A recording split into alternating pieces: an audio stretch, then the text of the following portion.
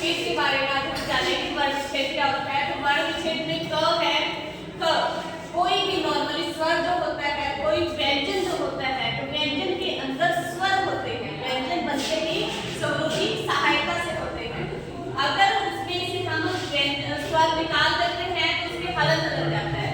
अगर किसी वर्ण के अंदर से स्वर को निकाल दिया जाता है तो उस व्यंजन वर्ण के हलन लगा दिया जाता है और उस जो स्वर है वो मात्राओं के रूप में उनके साथ लग जाते हैं। जैसे क नॉर्मली क में अ है और का में आ है, की में छोटी ई और इसमें बड़ी ई और इसमें छोटा ऊ और इसमें बड़ा ऊ।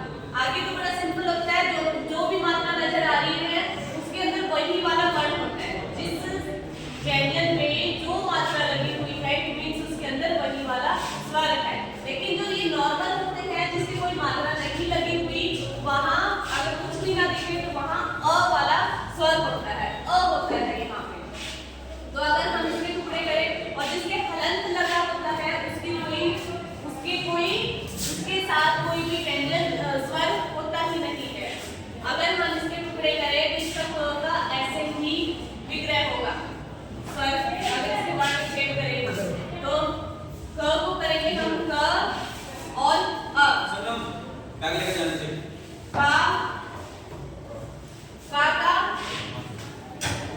का में क्या है? का में क्या है? आ। ई में क के ई। बड़ी ई में क प्लस में बड़ी ई और इसकी क प्लस में छोटा ऊ, छोटा ऊ और क प्लस में बड़ा ऊ। इसके साथ साथ कुछ वर्ण ऐसे होते हैं जो र जो होता है उसको पहचानना थोड़ा मुश्किल हो जाता है, जैसे क्रम और कर्म।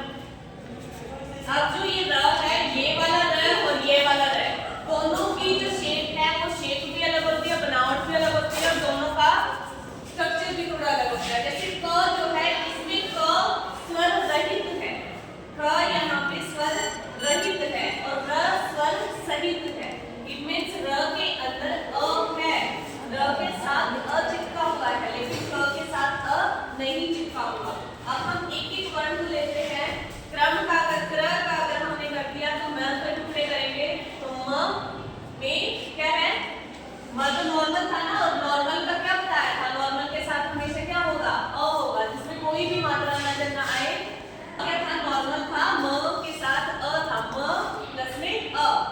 क्या समझाया था कि जिसमें के अंदर कोई भी स्वर नजर ना आए, कोई स्वर मात्रा नजर नहीं आती है तो वहां हमने इमेजिन कर लेते हैं कि इसके साथ में अ लगा हुआ है। तो म का जैसे हम विग्रह करेंगे म प्लस में अ, म प्लस में अ हो जाएगा। अब देखो इसको देखो, क्रम में अगर हम देखें तो क देखें तो क सेम टू सेम वैसा ही है जैसे ये क था, सेम है ना। तो क के सेम टुकड़े हम करेंगे क प्लस में अ। अब इसके बाद साउंड र की आ रही है, क्रम साउंड र की है तो र के टुकड़े करेंगे। अब र ने अपना स्ट्रक्चर बदला है, शेप बदली है, इट मींस ये स्वर रहित है। अगर इसने शेप ना बदली होती तो ये ऐसे होता या ऐसे नॉर्मल होता, तो ये स्वर रहित है। और म को अगर हम देखें क और र लिपट गए हैं तो म के अगर हम टुकड़े करते हैं तो म भी नॉर्मल है, तो म में भी क्या है? स्वर है, म में स्वर है। तो ये कर्म के टुकड़े होते हैं। इसके साथ साथ हमें कुछ जो संयुक्त व्यंजन होते हैं उनके भी टुकड़े करने आपको आने चाहिए। संयुक्त व्यंजन जैसे अक्षय क्षत्रिय, त्रिशूल, आज्ञाज्ञानी और श्रेय शर्मी। अक्षय क्षत्रिय किस वर्ण किन वर्णों से मिलकर बना होता है? आप अगर हिंदी टाइपिंग में भी देखेंगे, हिंदी टाइप भी अगर आप करेंगे तो क प्लस में वेटकटा श, क प्लस में श। आप बुरे से टाइप करके देख लेना। क को जब आप टाइप करेंगे तो क का जब आप स्वर निकाल देंगे मींस आप उसको जब हाफ लिख देंगे, आधा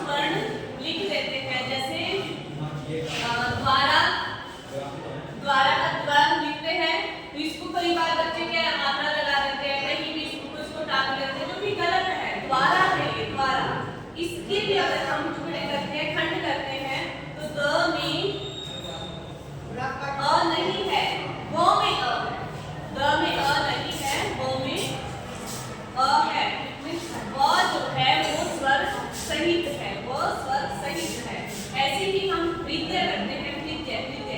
इसके अगर हम टुकड़े करें तो रहित है और उसके प्लस के साथ में है विद्या। इसके अलावा विद्यालय लिखते हैं द।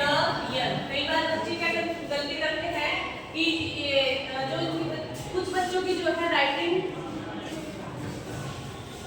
कुछ बच्चों की जो राइटिंग है वो खराब होती है। जैसे ख उनको लिखना होता है तो ख को भी वो ऐसे बनाते हैं, घर उनको लिखना है तो घर को भी ऐसे बनाते हैं। अगर उनको धन लिखना है तो ध, और ध को भी कई बार ऐसे लिख देते हैं।